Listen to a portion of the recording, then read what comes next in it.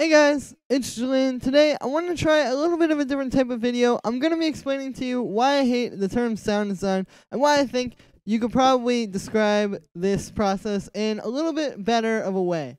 So the definition of the word design is a plan or drawing produced to show the look and function or works of a building, garment, or other object before it is built or made. So what I feel like this kind of implies is that you kind of have an idea of the sound in your mind before making it, and then sound design is essentially just taking that sound and creating it with like a synth or whatever. Now this may be the case some of the time. Like sometimes you may hear a sound in your head and you're just like, oh, I gotta make this, and you know how to do it, and then that's that. But a lot of the time I feel like the way that the best sounds are created is through more like sound finding. Like you sort of take your synth or your effects or whatever you want to use to create a sound and just kind of start playing around with parameters and then come up with something out of that. And the thing is, I feel like this is really the way that the best sounds are made. Like definitely in my own music, I've made the best sounds when I've just been, like I said, playing around with an effect or a synth or something like that and just trying to make something cool out of it, as opposed to like, okay, I'm going to make exactly this sound that I hear in my mind. So this is kind of what I don't like about the term sound design. I just feel like I said, saying it's sound design sort of implies something a little bit different than what it is, and the reason why it's important is because it's misleading for beginners and just really for anybody. Like, for me, it was for a long time. I didn't really understand it and, like, the theory behind it, and it really did come down to the fact that all along I was taught that this was, like, sound design as opposed to, like, just sort of finding sounds, if that makes any sense. So then to kind of explain this or to kind of illustrate this, I have this track here I've been working on. I'll play it for you real quick.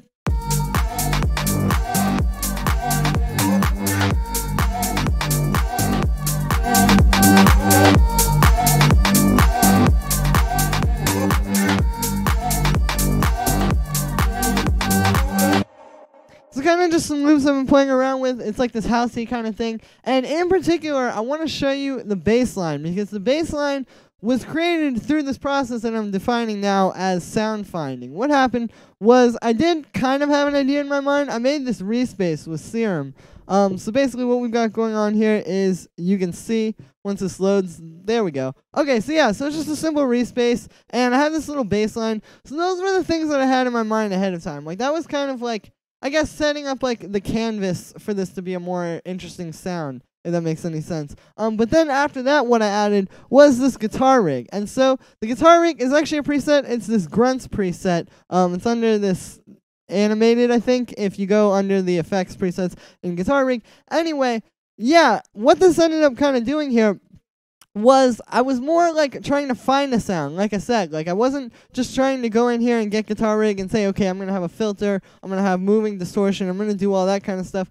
I came in there and I said, let me find something that's going to make this sound cool, or let me find this sound, as opposed to create it exactly from the image in my mind, if that makes any sense. So that was what I did. I took this preset, and then I changed a few things. Like I played around with the distortion stuff. I messed with the distortion knob and the filter, and I think I played around with the speed of the LFOs as well. Just stuff like that. So it's like I said, I didn't have like a predefined idea in my mind ahead of time. I just kind of, created it as I went. And this is really the best approach, especially if you're a beginner and you're not somebody who's like, okay, me or like somebody who's been producing for a very long time can know, like, okay, if I change this parameter exactly this way on this thing, it's going to sound like this. So you can kind of make more, like, sort of premeditated stuff. Like, for example, here I knew I wanted this respace, and I knew I wanted a bass line like this. So those things I could kind of do already. But then, to take it the extra step further, was just a process of, like I said, just finding sound. And I'll show you too, it kind of makes a big difference. So here's without the guitar rig, here's just what I had in mind before I made the sound.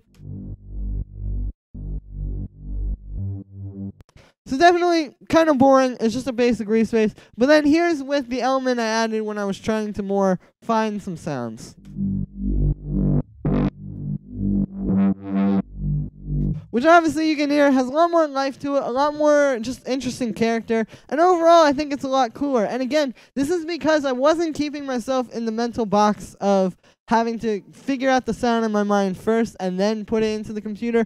I was more just going through and saying, let's just see what happens, what kind of cool sounds can be made through this process. And yeah, so I really think it's an important distinction to make. Like, it doesn't seem like that big of a deal, but these kind of like very small things are like, I think, a lot of what causes mental blocks for producers. And a lot of times, like people say they have like writer's block and stuff. A really great way to get out of writer's block is to just kind of take a synth and just start playing around with parameters, or take a sound and then put an effect on it and start playing around with parameters in there, like do stuff. Like, I just think it's such a good way to create sounds, and it's a really, really simple thing to make that mental distinction from designing sounds to finding sounds. So definitely something to think about. So that's pretty much it for this one. I just wanted to make this video and honestly get some ideas, give you guys some ideas. So make sure to let me know what you think of this video in the comments and anything you might want to add. And yeah, thank you again, everybody, and I will see you again tomorrow with another tutorial.